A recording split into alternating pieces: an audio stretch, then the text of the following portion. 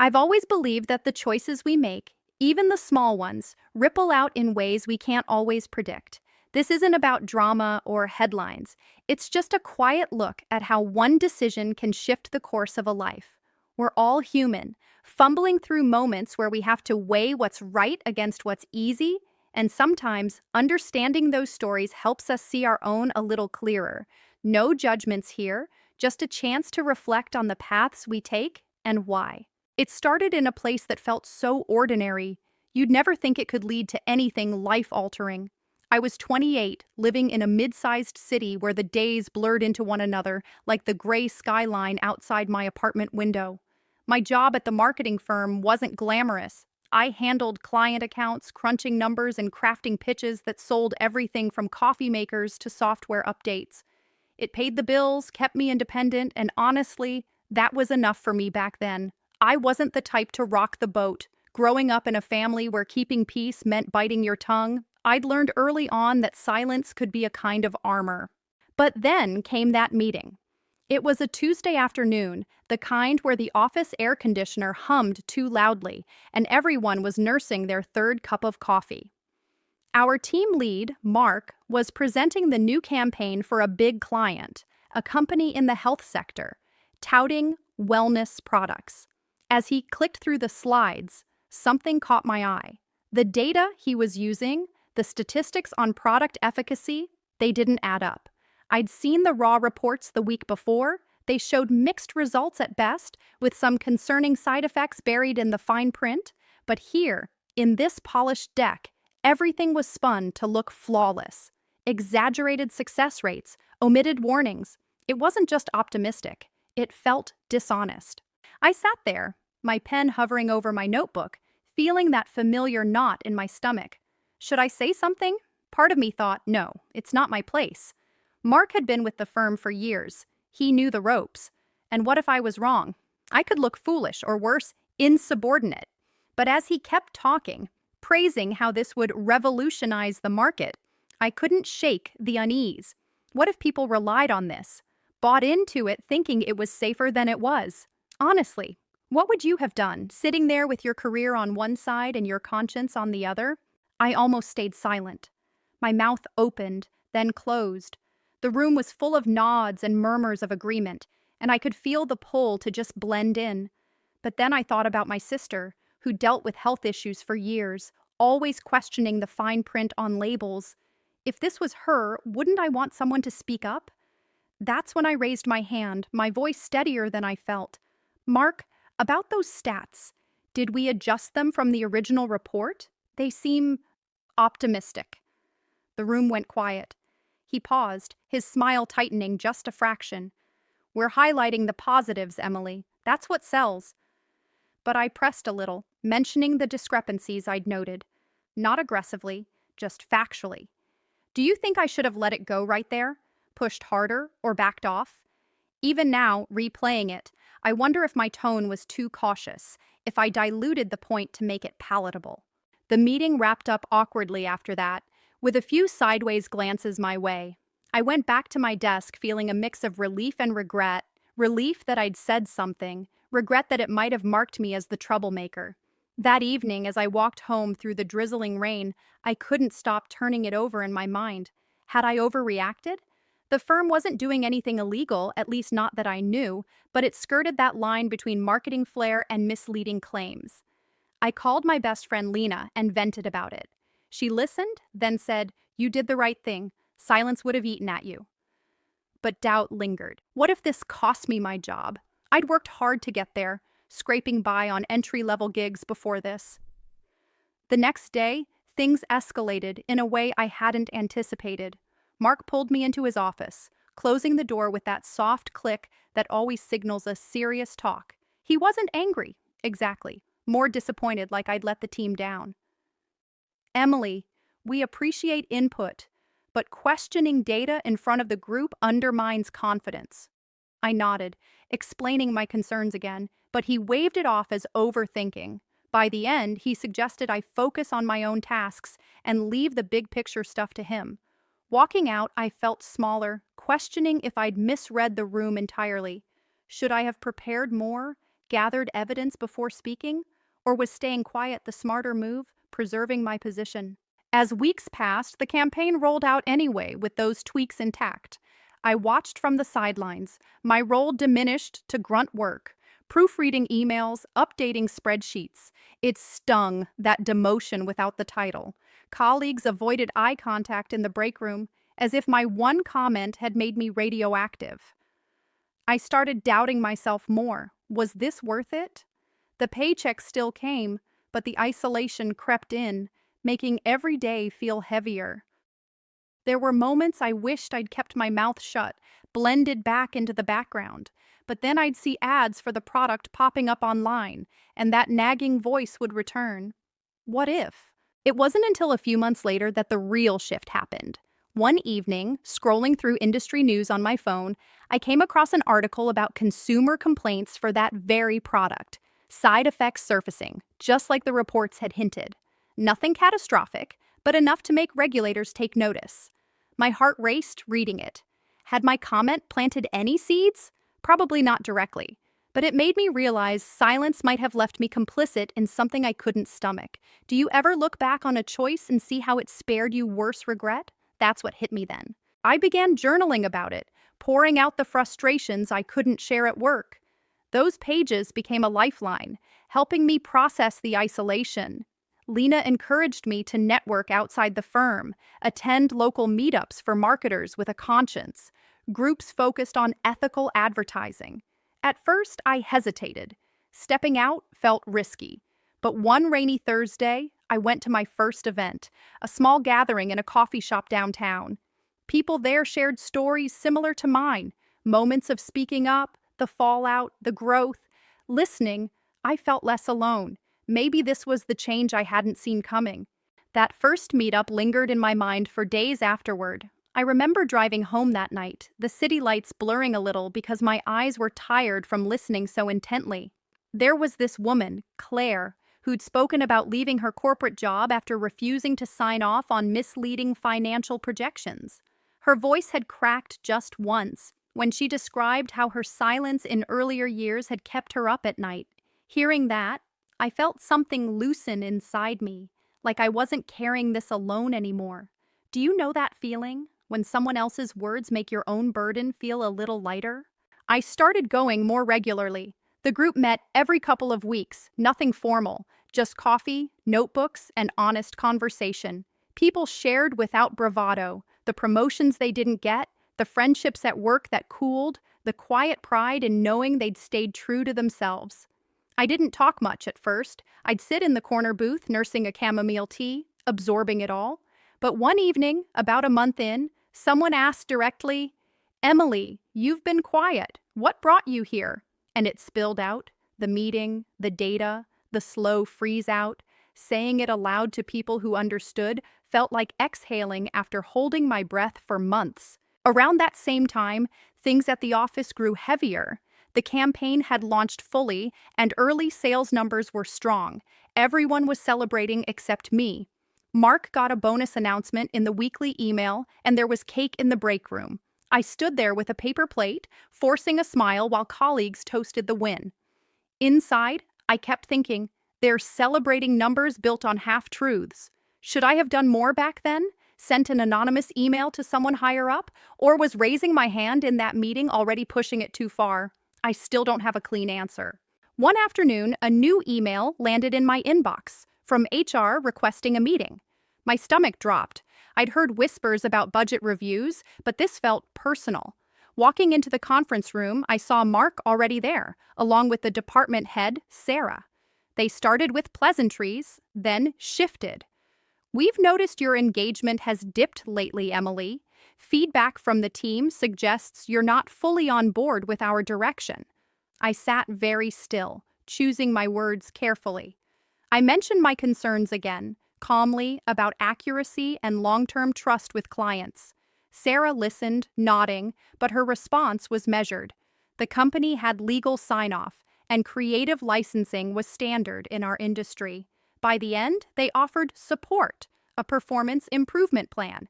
It wasn't firing, not yet, but it felt like the writing was on the wall. That night, I barely slept. I lay in bed staring at the ceiling fan turning slowly, replaying every step. Had I brought this on myself? If I'd stayed quiet that day in the meeting, would I still be coasting along, maybe even in line for a raise? Part of me ached for that easier path, but another part, the quieter, steadier one, knew I wouldn't have respected myself in the mirror. Do you think it's possible to regret speaking up and still know it was necessary? Because that's where I was living, right in that tension. The next morning, I did something I hadn't planned. I opened my laptop and started drafting a resignation letter. Not out of anger, I wasn't storming out, but because I realized I couldn't keep showing up to a place that asked me to dim my own sense of right and wrong. My hands shook a little as I typed. I kept stopping, deleting paragraphs, starting again. What would I do for income? My savings could cover maybe 4 months if I was careful. Friends would worry. My parents would ask 100 practical questions. But every time I pictured staying, signing off on the next campaign without protest, my chest tightened in a way I couldn't ignore. I hit send on the letter before I could overthink it more. 2 weeks' notice, professional tone, no burning bridges. Then I closed the laptop and just sat there, heart pounding. Relief came first, sharp and surprising, followed quickly by fear. What now? I called Lena, voice wobbling, and told her. She was quiet for a second, then said, "I'm proud of you and terrified for you, but mostly proud." That helped more than she knew. Those last 2 weeks at the firm passed in a strange haze. Some colleagues avoided me entirely. Others offered awkward well wishes. One junior analyst, Priya, slipped me a note on my second to last day. "Thank you for saying what you did. It made me think." That small gesture stayed with me. Maybe ripples I couldn't see were already moving outward. When my final day came, I packed my few personal items into a canvas tote, a plant, a framed photo, some notebooks, and walked out without fanfare. The elevator ride down felt longer than usual. Stepping onto the sidewalk, the spring air hit me, cool and full of possibility. I didn't have a plan yet, but for the first time in months, I could breathe deeply. The weeks that followed weren't easy. Job searching while explaining a short tenure and voluntary exit required careful phrasing. I leaned on the ethical marketing network I'd found. People passed along freelance opportunities, introduced me to smaller agencies that prioritized transparency. Money was tight. I cut back on everything non-essential, cooked simple meals, skipped the occasional coffee out. There were evenings I'd sit on my balcony with a glass of water, wondering if I'd made a terrible mistake. Doubt has a way of creeping in when the bank balance shrinks, but something else was growing too. I started writing more, not just journaling, but pieces about ethics in advertising, short essays I posted on a quiet blog no one read yet. It was therapy, really, making sense of what I'd lived. And slowly, responses trickled in.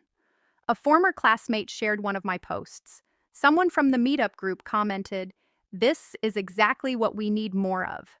I began offering freelance consulting on the side, helping small businesses craft honest messaging.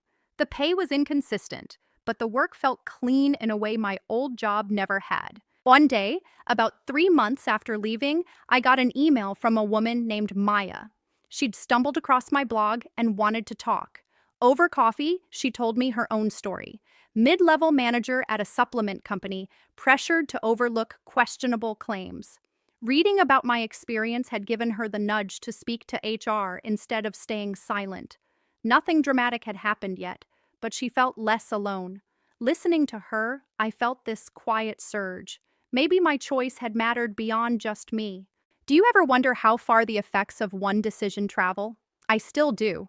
I don't have grand proof that speaking up changed the industry or saved anyone from harm, but I know it changed me. I sleep better now, even when money's tight. I look at job descriptions and ask myself if the values align, not just if the salary does. And when I mentor younger professionals who reach out, I tell them the truth. Courage isn't loud or painless. It's often just a raised hand in a meeting, followed by a long stretch of uncertainty. Looking back, that conversation with Maya marked a turning point, though I didn't recognize it right away. I remember wiping the steam from my coffee cup as she spoke, her words hanging in the air between us like a shared secret. She thanked me again before we parted, and I walked home feeling a quiet warmth. Not triumph exactly, but a sense of connection that had been missing. Had I stayed at the firm, silent and secure, would I have ever met someone like her? Probably not. But that's the thing about choices. They open doors you didn't even know were there while closing others without fanfare. Freelancing picked up slowly after that. My first client was a local nonprofit, needing help with grant proposals. Nothing flashy, but their mission aligned with real community impact, no spin required. I worked from my kitchen table, laptop balanced amid half-eaten lunches, setting my own hours.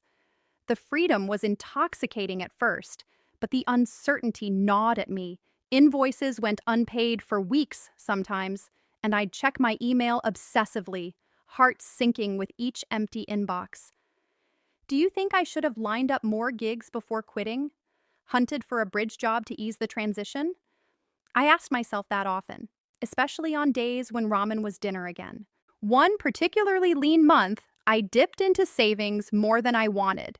Sitting on the floor sorting bills, I felt the weight of it all pressing down. My parents called, offering help, but I turned it down. Pride, maybe, or just needing to prove I could stand on my own. Instead, I reached out to the network group, admitting in a quiet email that I was struggling.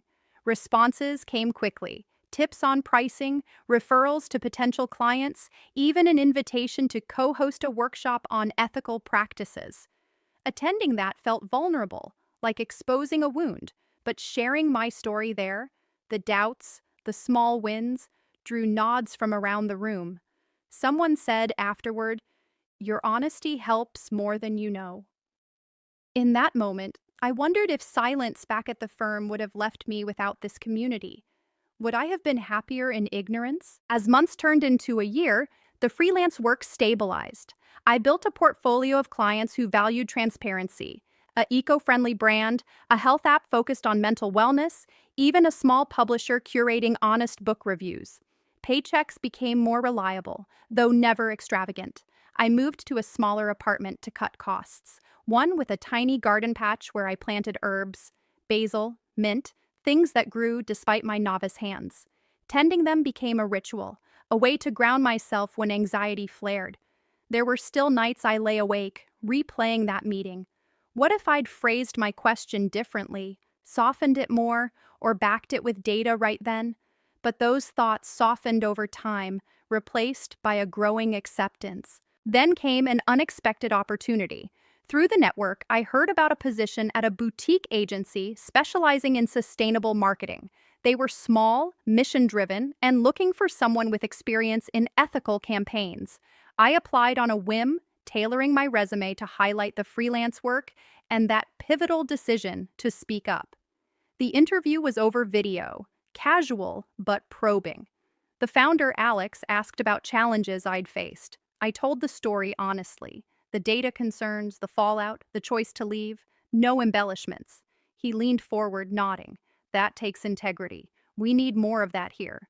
I got the offer a week later. Starting salary wasn't much higher than my old job, but the environment was worlds apart. Team meetings encouraged open dialogue. Data was scrutinized for accuracy, not just appeal. On my first day, walking into the office, a converted loft with plants everywhere, I felt a tentative hope. My desk overlooked a park, and as I set up my computer, I caught myself smiling. Had quitting been reckless? Maybe. But standing there, it felt like the right kind of risk. Settling in took time. I was cautious at first, testing the waters before sharing ideas. During one brainstorming session for a client's eco-product line, a colleague suggested amplifying benefits without full context. Echoes of the past hit me. I paused, then gently pointed out potential pitfalls, citing regulations I'd researched. The room didn't freeze. Instead, discussion flowed, adjustments made. Alex thanked me later. "That's why we hired you." Relief washed over me, mixed with a quiet vindication. Do you ever feel like a past mistake, or what felt like one, prepared you for something better? Because that's how it seemed then. Life outside work evolved too. With steadier income, I reconnected with old friends, hosted low-key dinners where conversations turned deep. Lena and I started a walking routine, meandering through neighborhoods while unpacking our days. She'd tease me about my ethical crusade, but her pride showed through. Romantically, things had been dormant since the job upheaval. Dating felt like one more uncertainty. But at a network event, I met Jordan, a graphic designer with a similar backstory of leaving a toxic gig. Our first coffee turned into hours of shared laughs and vulnerabilities. He understood the pull of silence versus speaking out. Dating him felt natural, no pressure to perform. Yet, doubts didn't vanish entirely. There were moments, like when I saw former colleagues posting about promotions on social media, that a pang hit me. Had I sacrificed advancement for principles? Scrolling through those updates late one night, I felt a flicker of envy. Should I have compromised more, played the game longer? I closed the app, breathing through it. Journaling helped. I wrote about the peace in my current work, the absence of that constant ethical itch. Over time, those pangs faded, replaced by gratitude for the path I'd chosen. About 2 years after that initial meeting, the original client's product made headlines, not positively. A class action suit over misleading claims, echoing the concerns I'd raised. Reading the article, I felt a complex mix: validation, sure, but also sadness for those affected. I didn't gloat. It wasn't about being right. Instead, it reinforced why I'd spoken up. Calling Lena that evening, voice steady, I said, "It wasn't all for nothing." She agreed, adding, "And look where it led you." Now, reflecting on it all, I see how one almost silence branched into a life I couldn't have scripted. The agency promoted me to lead consultant last spring, and I mentor juniors on navigating tough calls. Freelance side gigs keep things dynamic, and with Jordan, we're planning a trip. Nothing extravagant, just time to unplug. Choices like that don't come with guarantees. They're leaps into the unknown, shaped by who we are in the moment. Time has a way of softening the edges of even the sharpest memories, doesn't it?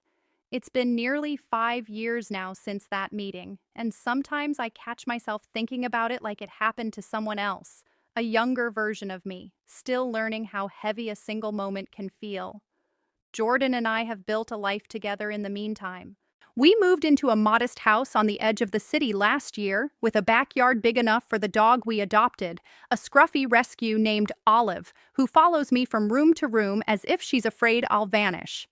Mornings are my favorite. Coffee brewing, Jordan reading the paper at the kitchen table, Olive thumping her tail against the floor.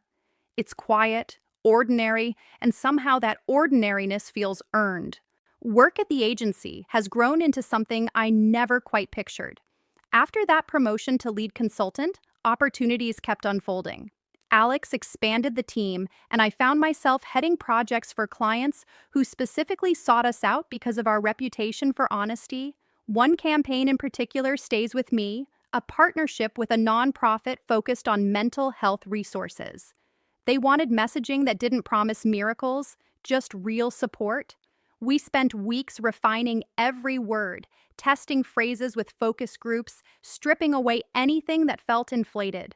When it launched, the response wasn't explosive sales. It was emails from people saying they finally felt seen. Reading those, I'd pause at my desk, throat tight. Do you think I'd have been part of something like that if I'd stayed silent back then? If I'd nodded along in that original meeting and kept my place? I don't know, but I'm grateful I'm here instead. Of course, it hasn't all been smooth. There was a stretch last year when the agency took on a bigger client, a national brand with deeper pockets but murkier boundaries. Early discussions hinted at the old pressures, stretched the truth just enough to stand out. In team meetings, I felt that familiar knot returning. I spoke up again, not dramatically, just steadily, suggesting we clarify claims, back them with transparent sourcing. A few colleagues shifted uncomfortably.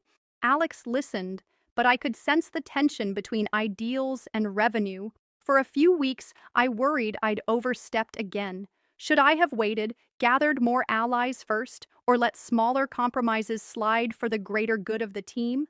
Those questions kept me up some nights, staring at the shadows on the ceiling while Jordan slept beside me. In the end, we adjusted the approach. The client stayed, boundaries held. Alex pulled me aside afterward and said, "You keep us honest, Emily. Don't ever apologize for that." Relief came slowly, like thawing after a long winter. But it made me realize these moments aren't one-time tests. They circle back, wearing different faces. Each time, the choice feels a little less daunting, maybe because I've lived the alternative in my mind so many times. Jordan and I talk about it often. He's had his own versions, leaving a design firm that prioritized flash over function. Over dinner, we'll trade stories, dissecting where we hesitated, where we pushed. One evening last summer, sitting on the porch with glasses of wine as fireflies blinked in the yard, he asked, "Do you ever wish you'd stayed quiet that first time? Taken the easier road?" I thought about it, really let the question settle. Part of me could imagine that life. Steady, climbs up the ladder, fewer sleepless nights, maybe more in the bank. But then I pictured looking at myself years later, knowing I'd chosen comfort over conviction. "No," I said finally. "I don't wish that." He nodded, squeezing my hand. "Do you think that kind of certainty comes with time, or is it just luck that my path worked out?" Family dynamics shifted too. My parents worried at first when I quit. Practical people, they saw stability as safety. But over visits, hearing about my work, seeing the light in my eyes when I talked about it, they softened. My mom admitted once, over tea in their kitchen, "I raised you to be polite, to not make waves, but I'm proud you did anyway." That caught me off guard. I had to look down at my cup to steady myself. My sister, the one with chronic health struggles, sent me a long message after the class action news broke about that old product. She wrote that reading between the lines of industry claims felt different now, knowing someone had tried to push back. Small moments like those stitched the years together. Mentoring became a bigger part of my life than I expected. Through the network that started as a lifeline, I began leading informal sessions. Nothing structured, just evenings where newer professionals shared dilemmas.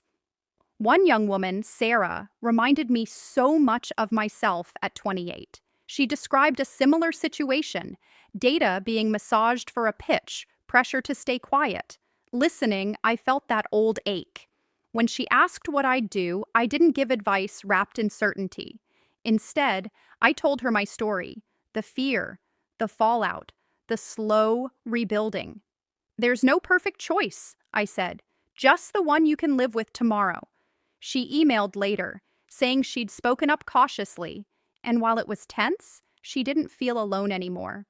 Those exchanges leave me quiet for days, wondering how many almost silences turn into spoken truths because someone shared their own.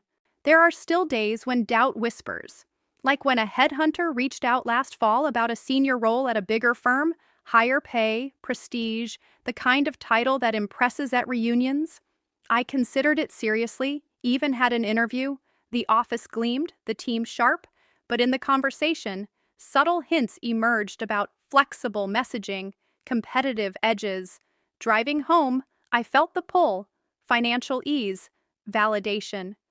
Jordan listened as I unpacked it, then asked gently, "Would you trust yourself there?" That night, I declined the offer. Not dramatically, just a polite email. Relief followed, but so did a flicker of what if. Should I have tried harder to make it work? Or was recognizing the mismatch growth in itself? Olive barks now when I pace too much during those reflections, as if reminding me to stay present. Jordan laughs, calls her my unofficial therapist. We've started talking about kids, not urgently, but with quiet excitement. The idea of raising someone in a home where speaking up is modeled, not punished, feels weighty. What lessons would I pass on? That courage looks different every time, that consequences aren't always immediate, but they arrive. Sometimes I hear from unexpected places. A former colleague from the old firm messaged last year, Priya, the one who'd slipped me that note. She'd moved on too, to a role focused on compliance. "Your moment back then stuck with me," she wrote. "It gave me permission when I needed it." Reading that on my phone during lunch, I sat very still. Ripples, years later. Do you ever realize your choices touched lives you'll never fully know? I think about that often. These days, when I think about that original moment, the one where I almost stayed silent, I see it less as a single turning point and more as the start of a long conversation with myself. A conversation that's still going, really. Jordan and I welcomed our daughter, Nora, 2 years ago. She's this bright, curious little force with dark curls and a laugh that fills the house unexpectedly. Holding her for the first time in the hospital, exhausted and overwhelmed, I remember looking at her tiny fingers and wondering what world I'd brought her into. One where speaking up costs something, or one where it's worth the cost. I didn't have answers then, and I still don't, not fully. Motherhood shifted everything in quiet ways. Maternity leave from the agency gave me long stretches at home, nursing in the rocking chair at 3 a.m., watching dawn creep through the blinds. Those hours alone with my thoughts brought old doubts back to the surface. I'd replay scenarios. What if I'd handled the fallout differently? Negotiated harder to stay? Pushed for change from inside? Or if I'd never spoken up at all? Would life have been simpler with more financial cushion for things like daycare or a bigger house? Jordan would find me sometimes, staring into space, and he'd sit beside me without asking questions at first. Eventually, I'd voice it. "Do you think I overcomplicated everything back then?" He'd pause, then say something like, "You chose the version of yourself you could live with. That's not complicated, that's clear." Returning to work part-time felt like relearning balance. The agency had grown. Alex made accommodations without fuss, a flexible schedule, remote days, but imposter syndrome crept in anyway. I'd sit in virtual meetings, Nora napping in the next room, second-guessing my contributions. One project involved advising a startup on wellness claims, echoes of the past again. Data came in strong but incomplete, tempting shortcuts. I hesitated longer this time, mindful of bills and stability. Should I have raised flags immediately or waited for more evidence? Family changes everything. The stakes feel personal now. In the end, I spoke up, gently, with alternatives suggested. The team adjusted. Afterward, I felt that familiar mix, relief tinged with worry. What if it had gone differently? Nora's presence makes me more aware of the stories we carry forward. Reading her bedtime books, simple tales of characters facing choices, I catch myself adding quiet commentary. She was scared, but she tried anyway. Jordan raises an eyebrow sometimes, amused, but I want her to grow up knowing silence isn't always safety. Not preaching, just modeling. We've started small traditions, evening walks where we talk about our days, sharing moments we felt proud or unsure. She's too young to understand yet, but the habit feels important. The network group evolved too. What started as meetups became a loose collective. Online forums, workshops, even a podcast series featuring member stories, not mine. I'm still private about that. I contribute behind the scenes now, reviewing submissions, offering feedback. One episode featured a man who'd called out financial discrepancies at his firm, lost his job, rebuilt in consulting. Listening while folding laundry, I paused with a tiny sock in hand. His voice carried the same restrained weight I remember feeling. Do you think these stories connect us because they're rare or because they're more common than we admit?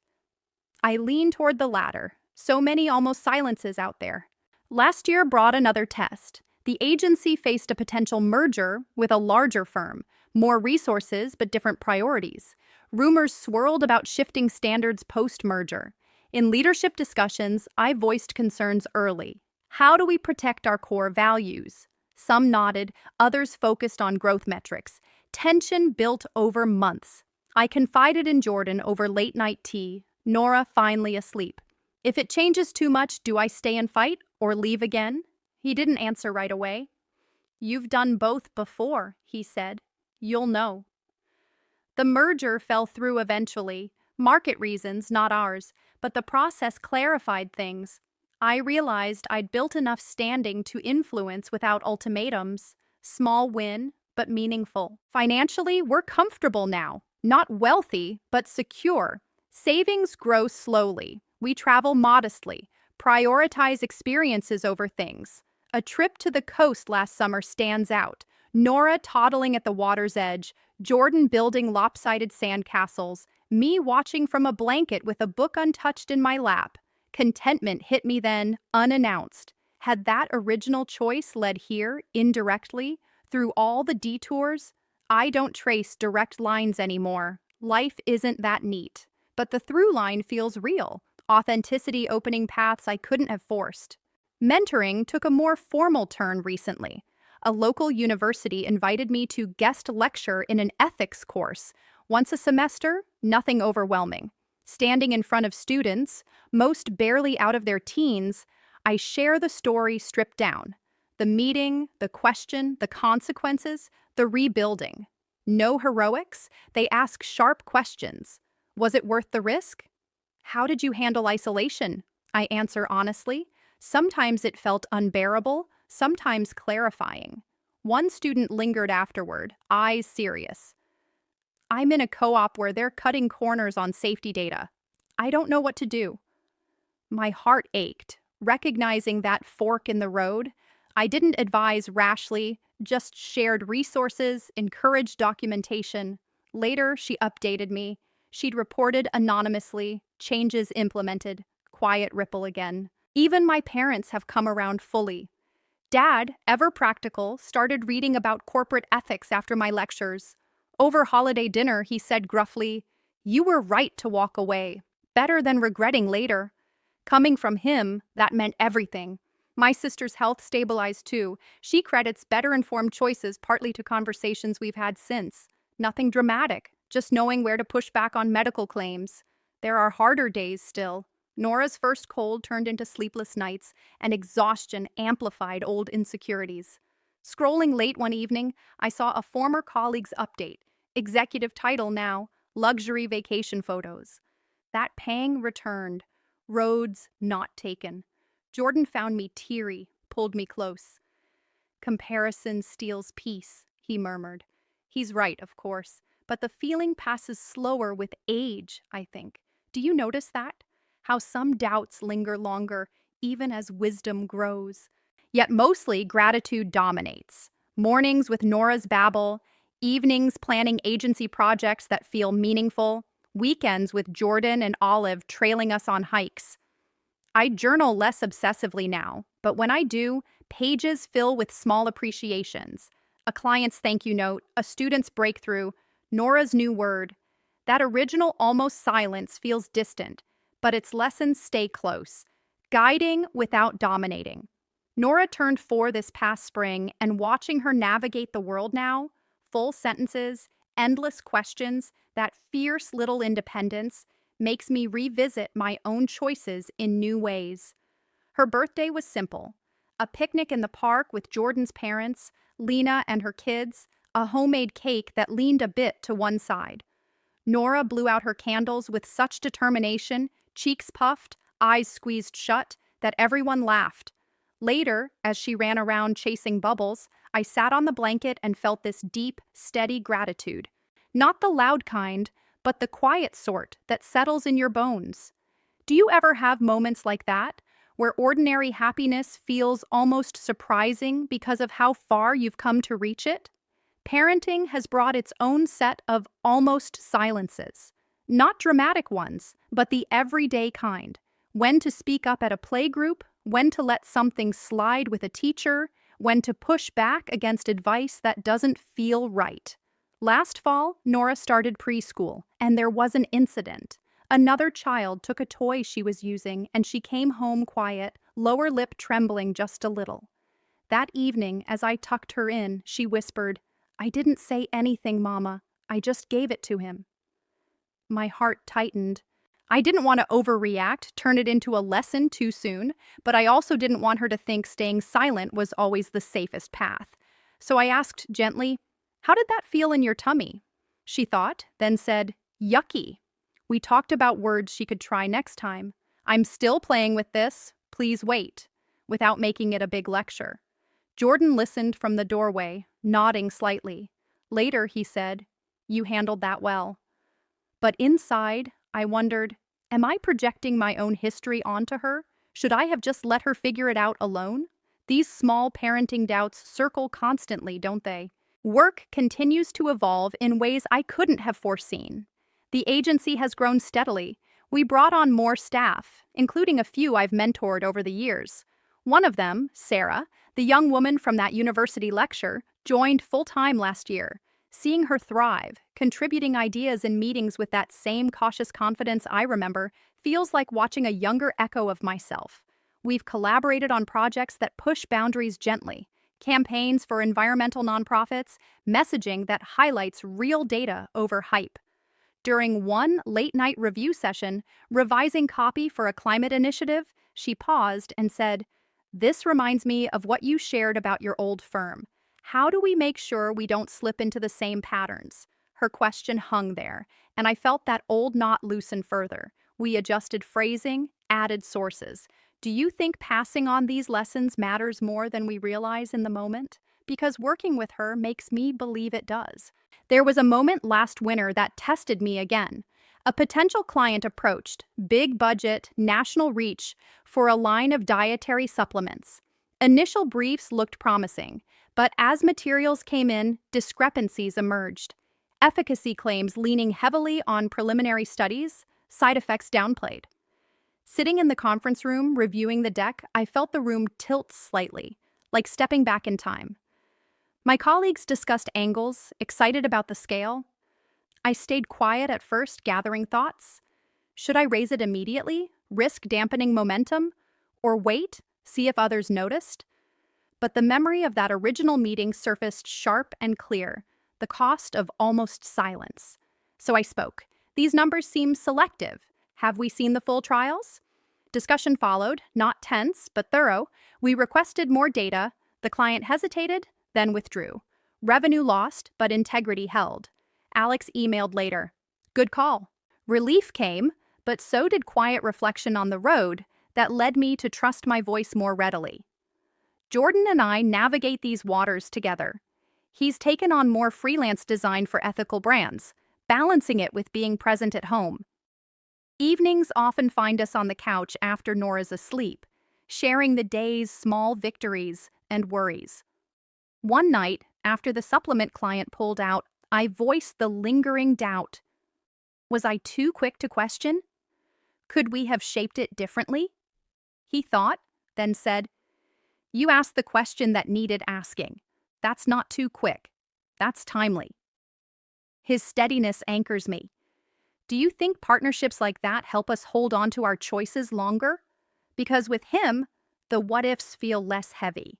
Family visits bring their own reflections.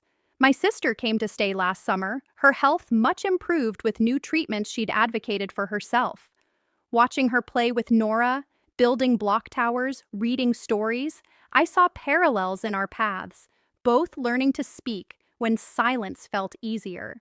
Over coffee one morning, kids napping, she said, "I used to think pushing back on doctors would make things worse, but after hearing about your work thing, I tried. It changed everything." Her words landed softly, no fanfare. I didn't respond with advice, just nodded, feeling the connection.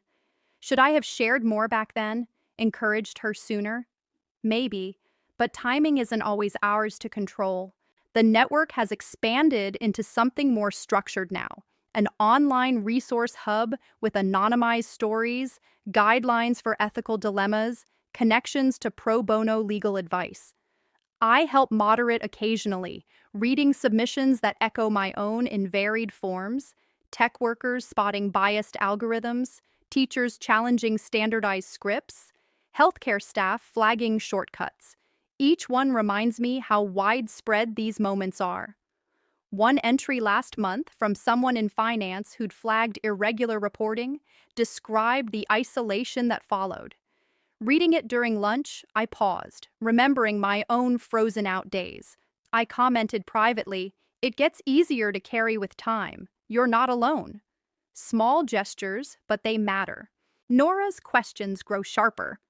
Why do some ads say things that aren't true? she asked recently after seeing a commercial.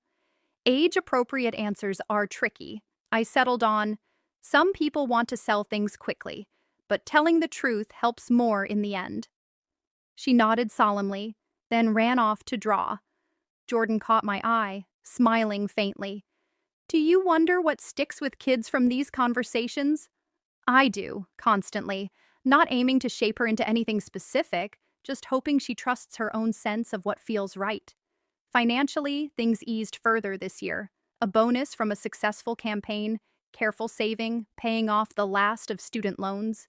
We celebrated quietly, dinner out, no big splurges, but the security allows breathing room, planning a family trip abroad next year, something I'd shelved during leaner times, looking at destinations with Jordan, Nora pointing at pictures excitedly. I felt that thread again, one raised hand leading circuitously to this. Doubts still visit, softer now. A dream occasionally pulls me back to that meeting room, mouth opening soundlessly. Waking, I lie still, Jordan's breathing steady beside me, and remind myself, the path taken brought this life. Not perfect, but aligned. Do you think we ever fully silence the alternatives, or do they just grow quieter? Olive passed last year, old age catching up gently. We buried her under the herb garden, Nora placing flowers. Grief came in waves, teaching another layer of consequences. Love leads to loss, but the fullness outweighs. Nora asks about her sometimes, and we share stories, keeping the memory alive without heaviness. As Nora starts kindergarten this fall, the house feels different in the mornings, quieter once the school bus pulls away, but also charged with this new rhythm. I stand at the door longer than I need to, watching until she's just a small figure waving from the steps, backpack almost as big as her. Jordan teases me gently about it, handing me a second cup of coffee as I come back inside. She'll be fine, he says, and I know she will, but letting go in these small increments brings its own quiet ache. It makes me think about all the times I've had to release control. Back when I resigned, uncertain of the next step, or when I chose to speak in that meeting knowing it might shift everything. Do you ever notice how parenting mirrors those older choices, forcing you to trust the unknown again and again? With more structured hours now, I've taken on a larger role at the agency, partner level, something Alex proposed last spring after a string of successful projects. It means more responsibility, overseeing teams, shaping strategy, even pitching to new clients. The first few months felt unsteady. Imposter whispers returned, louder during late-night prep for presentations. One pitch in particular tested me, a collaboration with a major health organization, data-heavy and high stakes. Reviewing their materials, I spotted gaps. Outcomes presented selectively, potential risks glossed over in summaries. Sitting in my home office, Nora's drawings taped to the wall, I paused longer than usual. The safer path would be to nod along, secure the contract, build the firm's profile, but that old tension surfaced, familiar as a scar. Should I soften my feedback, frame it as suggestions rather than concerns, or risk the deal by pushing for fuller transparency? I chose the latter, calmly in the pre-pitch meeting, laying out the discrepancies with sources attached. The room went quiet for a beat. Alex glanced at me, then nodded slowly. We reworked the approach together, requesting clearer data from the client. They pushed back at first, but ultimately adjusted. We won the contract on revised terms.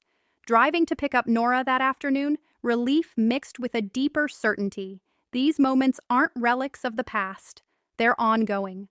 Jordan listened over dinner as I unpacked it, Nora chattering about her day in between bites.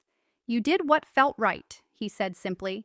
But later, alone, I wondered, had family life made me more cautious or more resolute? Maybe both. Nora's world expands in ways that both delight and worry me.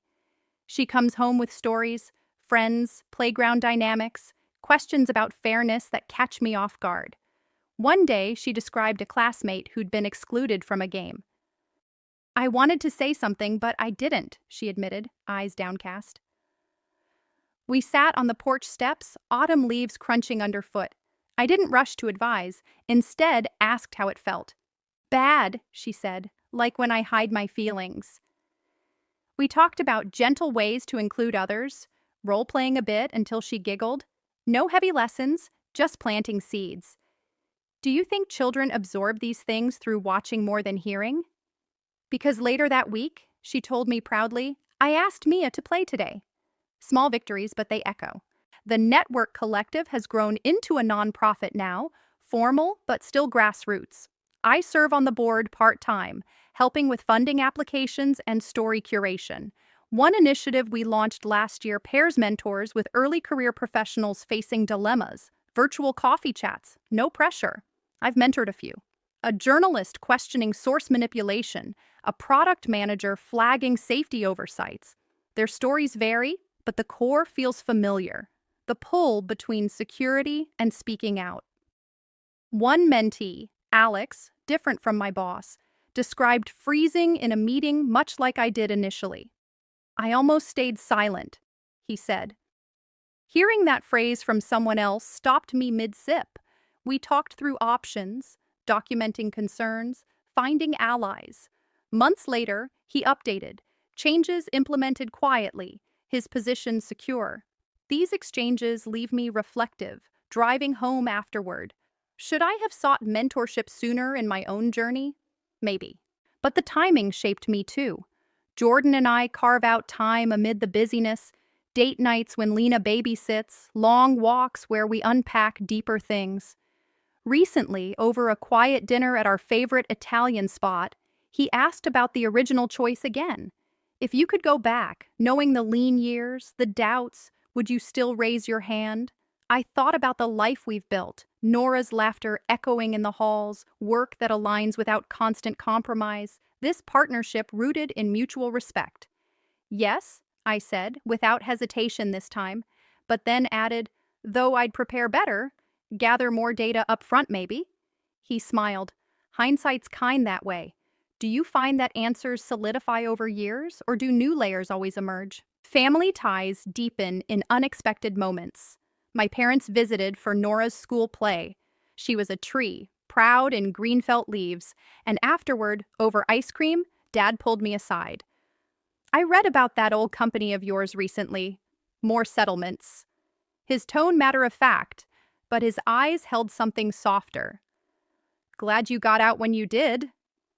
Coming from him, shaped by a career of playing safe, it landed deeply. My sister calls more often now, sharing her own advocacy wins in healthcare navigation. You started this in the family, she teased once. I laughed it off, but it lingered. Ripples extending generations, perhaps. There are still shadows. Health scares come. A routine check turned concerning last year, tests and waiting that amplified every buried worry. During those weeks, old regrets surfaced sharper. Time lost to uncertainty, financial cushions thinner than some peers. Jordan held steady, Nora's routines anchoring us. Results benign, thankfully.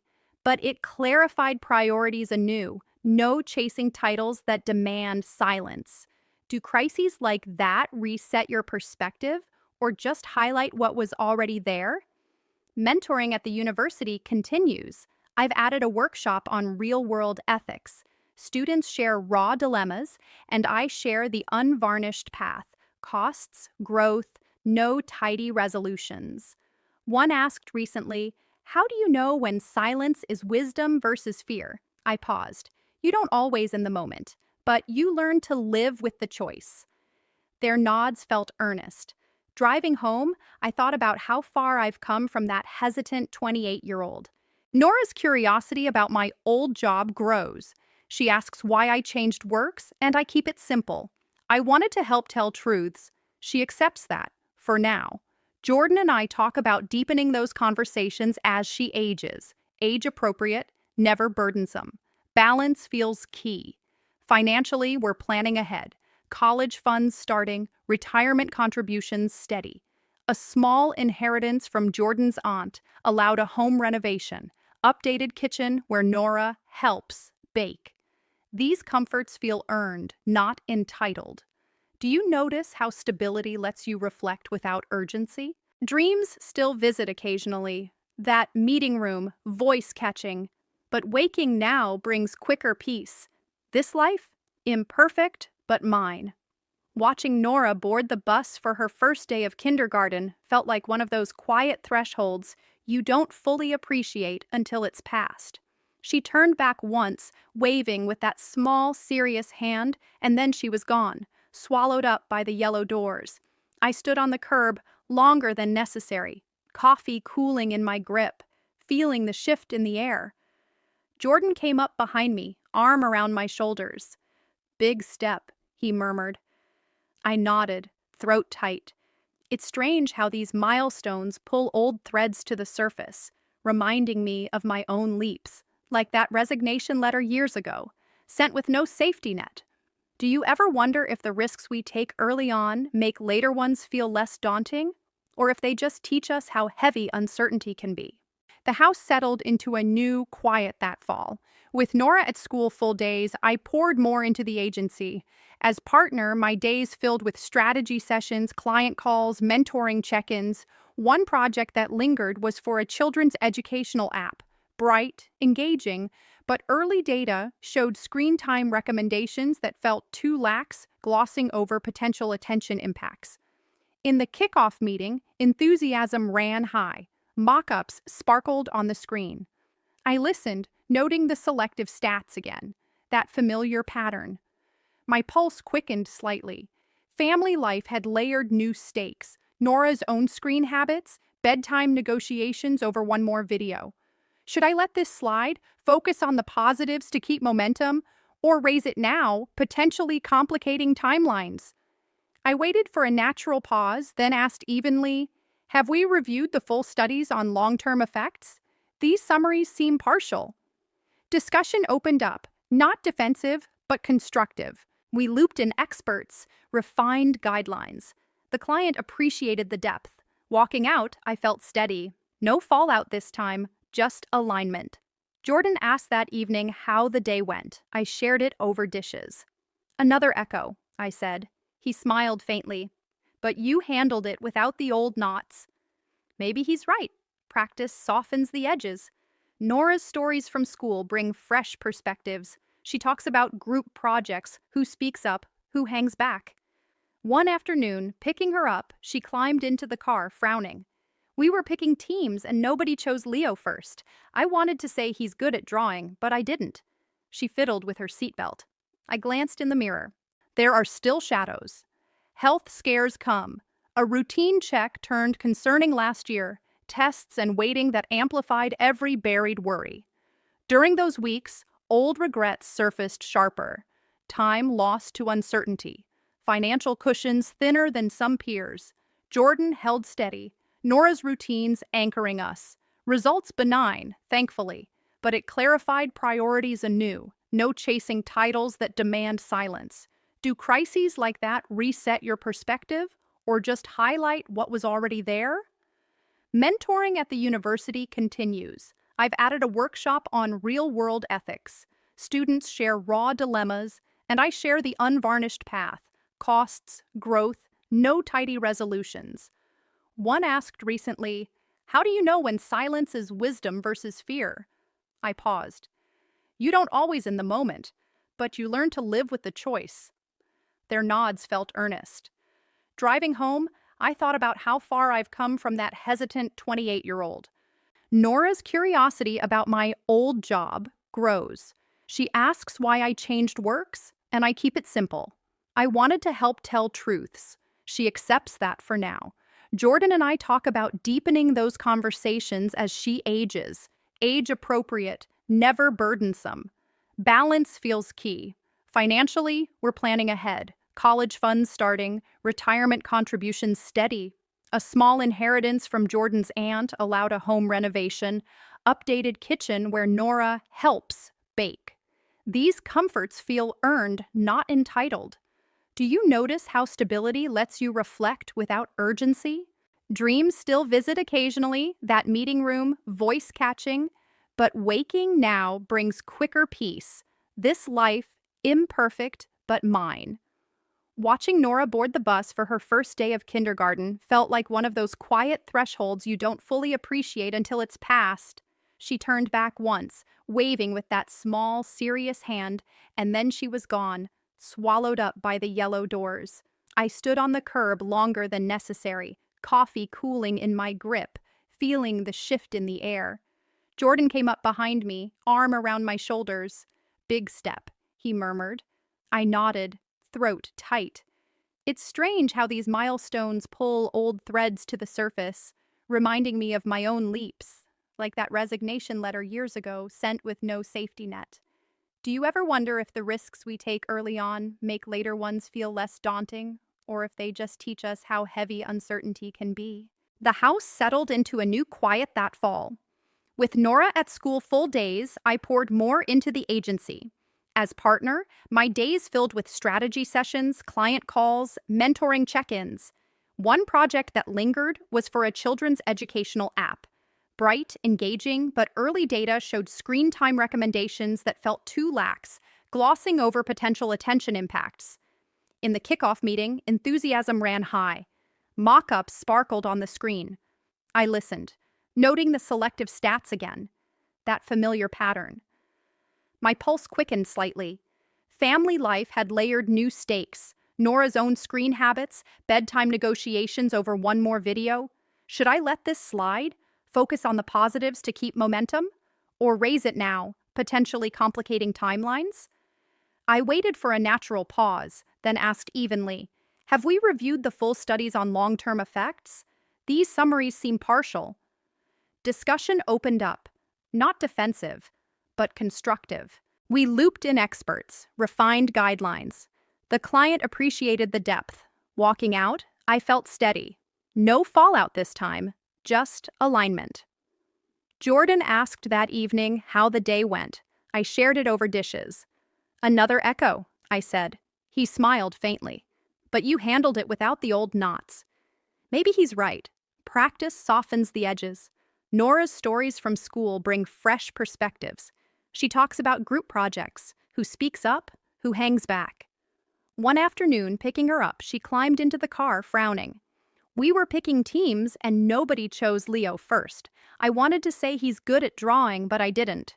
She fiddled with her seatbelt. I glanced in the mirror. "How did that sit with you?" "Not good," she said quietly. We talked it through on the drive. Simple words she could use, how kindness feels better afterward. The next week, she beamed. "I told the teacher Leo should be in my group. He was happy." Hearing that, something warmed in me. Do you think these small moments build the muscle for bigger ones later? I hope so, without pushing too hard. The nonprofit arm of the network gained traction last year. Grants approved, a small staff hired. I stepped back from daily board duties, but stay involved in story curation. Submissions pour in steadily. Engineers spotting flawed code rollouts, nurses questioning protocols, teachers resisting scripted curricula, reading them during quiet evenings, Nora asleep upstairs. I feel the breadth of it all. One from a young marketer, ironic, described spotting inflated claims in a wellness pitch, freezing in the meeting. "I almost stayed silent," she wrote. I responded personally, sharing fragments of my path, the isolation, the slow rebuild, the unexpected doors. She replied months later, resigned, freelancing ethically now, sleeping better. These loops close gently, no drama. Should I have formalized my own story sooner? Contributed it anonymously? Perhaps. But privacy felt protective then. Jordan and I welcomed a second child last spring. A boy, Elias, with Jordan's dark eyes and a cry that demands attention. Pregnancy brought its own reflections. Body changing, work scaling back temporarily, old insecurities flickering during sleepless nights. Holding Elias for the first time, tiny and fierce, I thought about legacies, not grand, just the everyday values we model. Nora dotes on him, reading board books with exaggerated voices. Family dinners stretch longer now, chaotic with spills and laughter. My parents visit more, Dad bouncing Elias on his knee, Mom helping with meals. Conversations turn reflective. Dad mentioned once, "I stayed quiet too many times at work. Wish I'd had your nerve." His admission hung softly. I didn't press, just squeezed his hand. Do regrets like that soften with time, passed on as quiet wisdom? Professionally, the agency navigated growth pains, a potential acquisition offer from a larger firm, promising scale but risking our ethos. In partner meetings, debates ran late, resources versus autonomy. I voiced reservations early, citing past mergers I'd read about diluting missions. How do we safeguard what sets us apart? Others echoed. Some hesitated. We declined the offer ultimately, choosing steady over explosive. Alex toasted it later, to staying true. Relief settled collectively. Driving home that night, rain pattering, I felt gratitude for the foundation built from that first risky choice. Nora asks deeper questions now. Why do some people say things that aren't all true? After overhearing news, I keep answers gentle. Sometimes they're scared or want something badly, but truth builds trust. She processes, then shifts to Elias's toys. Jordan and I debrief later. How much to share? When? Balance feels ongoing. Health remains steady, touch wood. Annual checks clear. Energy returning post-baby. We hike more as a family. Elias in a carrier, Nora scouting ahead. Nature resets me. Trails winding, no clear map sometimes. Echoes of life's detours. Mentoring evolves. I host small cohorts now, hybrid sessions blending stories and skills. Participants range widely. One recent group included a parent returning to work, navigating ethical shifts. Her dilemma mirrored mine in softer tones. Guiding without dictating feels right. Financially, we're planning thoughtfully. Home expansion maybe, travel fund growing. A family cabin trip last summer, lakeside, s'mores, Nora's first canoe ride. Moments that anchor. Doubts visit milder now. A professional network invite to a high-profile panel tempted. Big stage, old firm connections possibly there. I declined, prioritizing family time. No regret, just clarity. Elias's milestones unfold quickly. First smiles, rolls, babbles. Nora helps eagerly, Jordan and I tag-teaming nights. Exhaustion blends with fullness. Do you ever reach points where the original choice feels woven inseparably into the present? Increasingly, yes. Elias is walking now, those determined, wobbly steps that turn into sudden sprints toward anything forbidden, like the lower kitchen cabinets or Nora's scattered art supplies. Watching him from the doorway while I unload groceries, I catch myself smiling at how fearless he seems, how he'll tumble and pop right back up with a grin. Nora was more cautious at that age, testing each move, and I wonder if that's just temperament, or if it's something absorbed from us. From me, maybe, with my years of weighing every word before speaking. Jordan says kids are their own people from the start, but I still catch glimpses of echo. Nora's thoughtful pauses before answering questions, Elias's bold lunges mirroring Jordan's quiet confidence. Do you think we shape them more than we realize, or do they arrive already wired in ways we only nudge? The agency marked its 10th anniversary last fall. Small gathering at the office, no extravagance, just shared food and stories around the loft tables. Alex gave a short toast, mentioning founding principles that had weathered growth, mergers turned down, tough calls made. My name came up briefly, Emily's steady voice from the early days, and I felt heat rise in my cheeks, not from pride exactly, but from the weight of time past. Colleagues I've mentored now lead teams. Sarah presented our latest impact report, numbers showing client retention built on trust, not flash. Later, over dessert, a newer hire asked how we'd stayed independent so long. I kept it light. We just kept asking the hard questions early. But inside, the original moment surfaced again. That raised hand. The knot in my stomach. Should I have told the full story then, laid it bare for the room? Or was the quiet version enough? Some things feel too personal to turn into anecdotes even years later. Nora's in second grade now, reading chapter books under the covers with a flashlight when she thinks we're not looking. Her questions have sharpened into real debates. Why rules exist, when it's okay to break them, what fairness really means. One evening after a school incident, a group project where one child hogged credit, she sat at the dinner table, fork pushing peas around. I told the teacher it wasn't just him, she said finally. But then everyone looked at me funny. Jordan and I exchanged a glance. I asked gently how it felt. Scared first, then okay. We didn't praise dramatically, just nodded, shared that those moments can feel heavy but often matter. Later, tucking her in, she whispered, "Like your old story, Mama?" I paused. She'd pieced together fragments over years. Kind of, I admitted.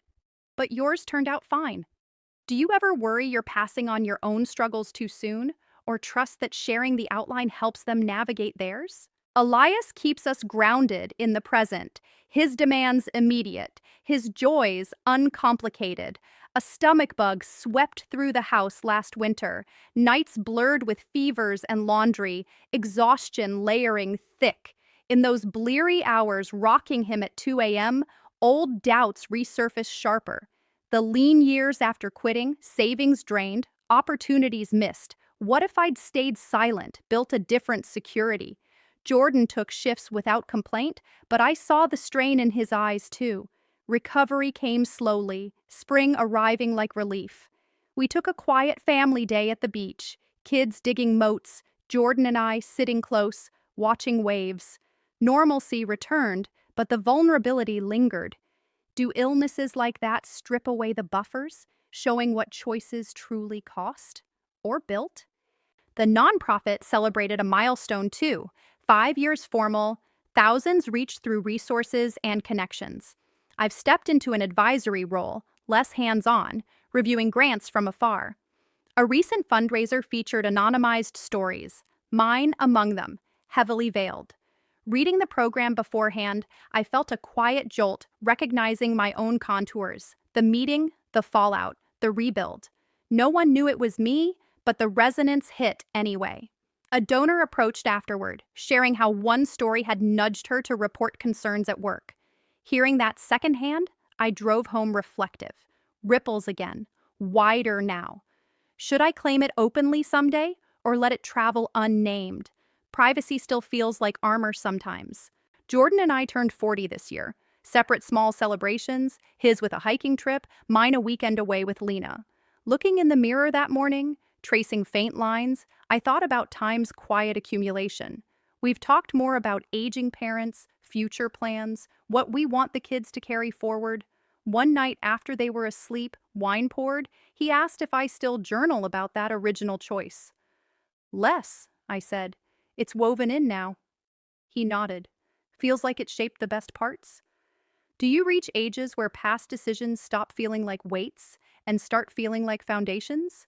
Mentoring shifted online mostly, time tighter with 2 kids, but the connections persist. Emails from former students, updates from network matches. One young parent I guided through maternity return shared recently, flagged misleading claims in her field, navigated pushback, kept her role. Your calm helped, she wrote, simple, but it landed deep. Nora's school hosted a career day. She asked me to speak, short presentation on helping companies tell true stories. Standing before the class, kids fidgeting, I kept it simple. Examples of honest ads, why truth builds longer trust. Questions came fast. One boy asked if I'd ever gotten in trouble for telling truth. I paused, smiled. Once, yeah, but it led to better things. Nora beamed from her seat. Driving home, she said proudly, "You didn't tell the whole thing." Observant as ever. Do you think kids sense the deeper layers even when we soften them? Elias babbles constantly now, words emerging. Ball, more. Nona for Nora. Family feels fuller, louder, more anchored. We garden together weekends, kids helping plant tomatoes, mud everywhere. Ordinary chaos, but chosen. Doubts come gentler, fleeting. A dream now and then returns me to that room, but I wake grounded. Jordan's breathing, kids down the hall, life built step by step. Do you ever feel like the almost moments define us as much as the actions? Increasingly, I think they do. Showing where we drew lines, quiet as they were. Elias turned 3 this past summer, and his birthday felt like a small milestone in the blur of everyday life. Picnic tables in the backyard, balloons tied to chairs, Nora helping him blow out candles while he squealed at the smoke curling up. Watching them together, her patience with his grabbing hands, his adoration in every glance upward, I felt that familiar swell of quiet wonder. How did we get here? From that single moment in a conference room years ago, hand raised, voice steady but inside trembling, to this noisy, messy fullness. Jordan caught my eye across the cake crumbs, smiling like he knew exactly what I was thinking. Do you ever trace those invisible lines backward, seeing how one almost silence avoided could thread through everything that followed? Nora's deeper into school now, third grade with its projects and friendships that shift like weather. She's found her voice in small ways, standing up in class debates, advocating for a friend when recess games turn unfair. One evening, homework spread across the kitchen table. She told me about a group presentation where one boy dismissed a girl's idea outright. I said it was good and we should use it, she said matter-of-factly, pencil tapping. He got mad, but the teacher listened. Pride warmed me, but so did caution. I asked how it felt afterward. A little shaky, but then proud. We didn't dwell, just moved on to spelling words. Jordan overheard, squeezing my shoulder later. She's learning early, he said softly. But privately, I wondered, am I guiding too much by example, or just enough? Should I pull back, let her find it all on her own? These questions linger longer now, layered with the perspective of years. Work at the agency has settled into a rhythm that feels sustainable, challenging, but not consuming.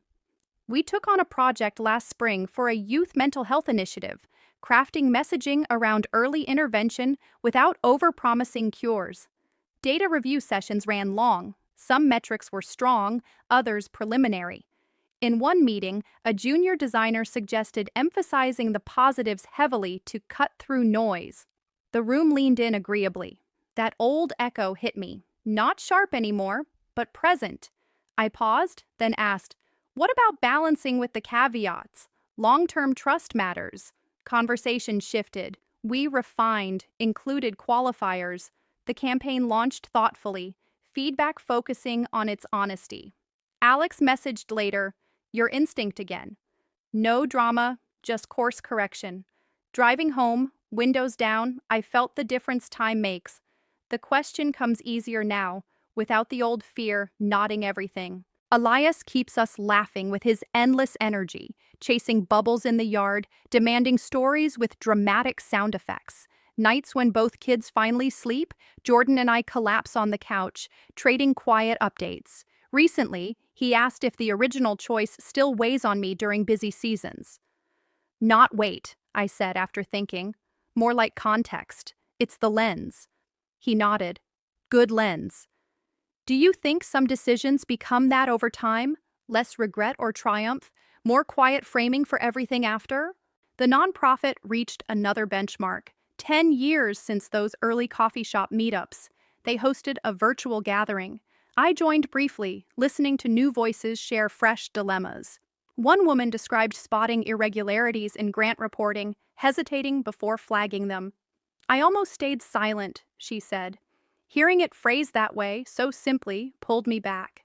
I didn't speak up in the call, just listened, remembering my own almost. Later, I donated anonymously, feeling the circle widen. Should I have shared more publicly by now, added my thread to the tapestry? Maybe. But the private resonance feels true too.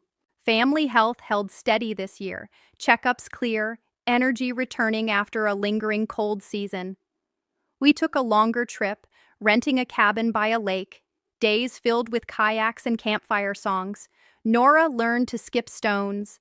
Elias napped in the shade. Evenings, Jordan and I sat on the dock, feet in water, talking about the years ahead. School choices, aging parents, dreams we've shelved or revived. No regrets on the path, he said one night, stars thick overhead. I agreed, but added the nuance. Some alternate versions still visit in quiet moments. He understood. Do those what-ifs ever fully fade? Or do they just grow companionable, like old friends who drop by less often? Nora's questions circle bigger ideas now. Why do some people hide the truth at work? She asked after overhearing a news snippet. I kept it gentle. Fear, sometimes, or pressure. But speaking kindly when something feels off can help. She thought, then nodded. Like you did. Pieces connecting. I smiled. Something like that. Jordan and I discussed later. How much detail as she grows. Organic, we decided. No lectures. Mentoring feels lighter these days. Fewer formal sessions, more casual emails from past connections. One former student landed a role leading ethical reviews at a startup. Her note arrived during breakfast chaos. Your story gave me the nudge. Simple, but it settled warmly. Ripples keep moving outward, unseen mostly. Financially, we're planning with ease. College funds growing, a small investment portfolio, emergency buffer solid. It allows generosity, sponsoring a local youth program, helping my sister with a home project. Comfort without excess. Dreams rarely return to that meeting room now. When they do, the scene shifts.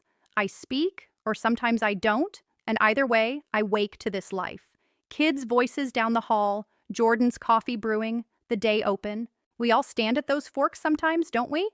Moments where silence tempts with its ease and speaking feels like stepping into wind. The consequences unfold slowly. Jobs shift, relationships deepen or cool, self-trust builds or erodes.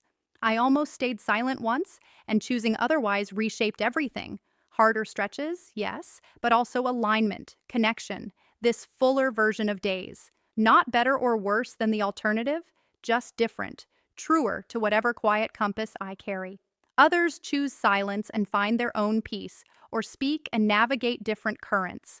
Human nature holds all of it, the hesitation, the leap, the long aftermath where we live with what we decided. No tidy answers, just the ongoing conversation with ourselves about who we are when no one's watching and who we become when we finally raise our hand.